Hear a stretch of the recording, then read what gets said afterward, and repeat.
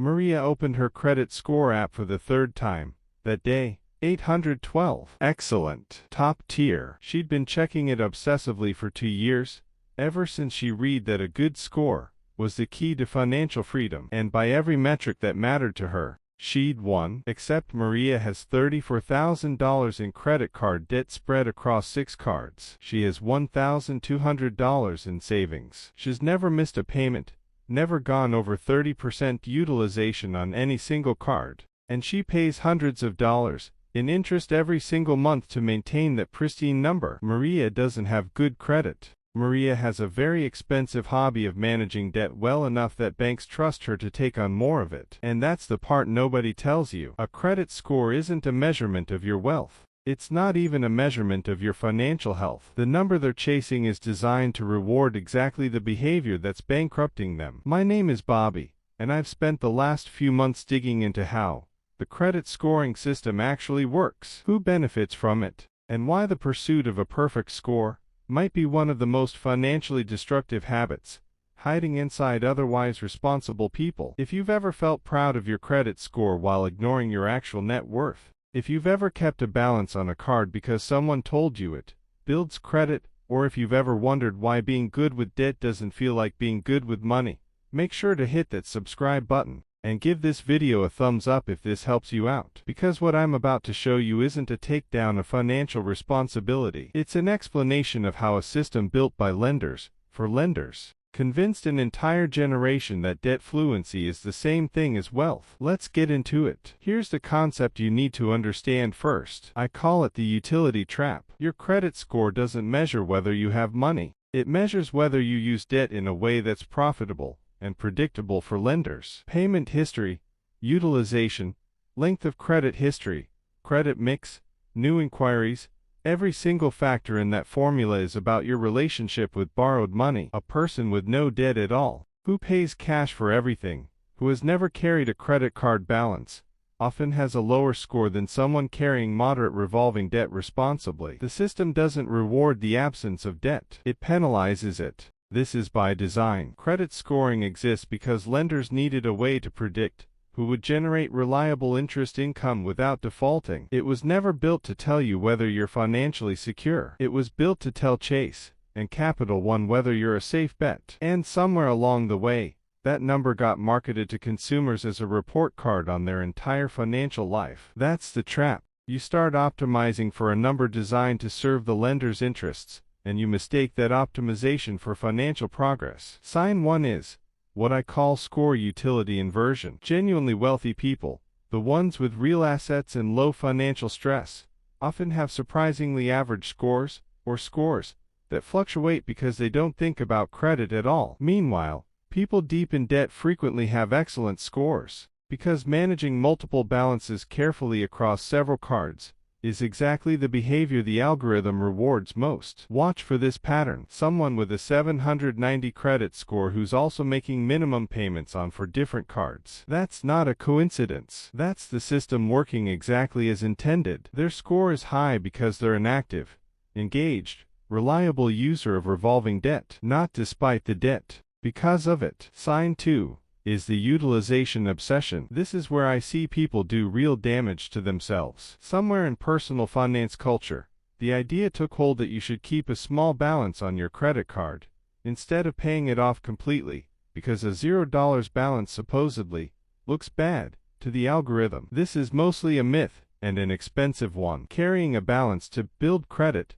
means paying interest, typically north of 20% a year in 2026, for a marginal or non-existent score benefit. Paying your statement balance in full every month costs you nothing, and has no negative effect on your score. But the myth persists because it serves the card issuers. Every dollar of interest paid by someone trying to help their score is a dollar of pure profit for the lender, generated by a piece of financial advice that isn't even true. Do the math on this. Someone carrying just $2,000 at 22% a year to build credit is paying roughly $440 a year in interest for a strategy that provides no measurable benefit over simply paying in full. That's $440 a year, every year, forever. Funding a myth. Sign 3 is what I call the utilization ceiling illusion. People are told to keep their utilization under 30%. So they treat 30% as a target instead of a warning line. If someone has a $10,000 limit,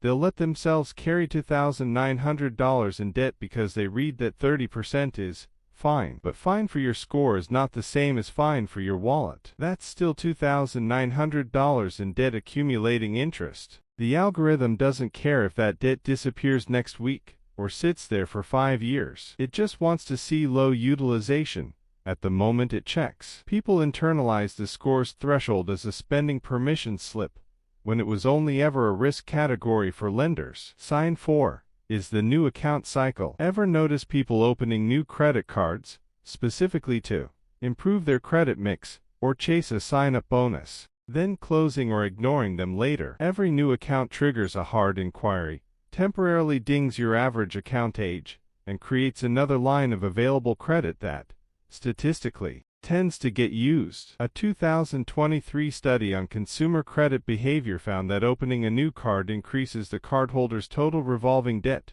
within 12 months in the majority of cases, even among people who open the card specifically not intending to carry a balance. The available credit itself changes spending behavior. You didn't need 6 credit cards. You needed a slightly better score, and now you have 6 accounts worth of temptation sitting in your wallet. Sign 5 is the minimum payment mirage. This is where the utility trap turns predatory. Making minimum payments on time is the single most heavily weighted factor in your score. It's also, from the bank's perspective, the ideal customer behavior. A minimum payment on a $5,000 balance at 22% APR might be $125 a month, and at that rate, if you stopped adding new charges entirely, it would take you over 9 years to pay off, and you'd pay more than $6,800 in interest, more than the original balance itself. Your score during those 9 years, assuming on-time payments, would look excellent. Meanwhile, you're transferring thousands of dollars in wealth to a bank in exchange for a number that gets you approved for more debt. Sign 6 is the boring wealth gap that shows up here too.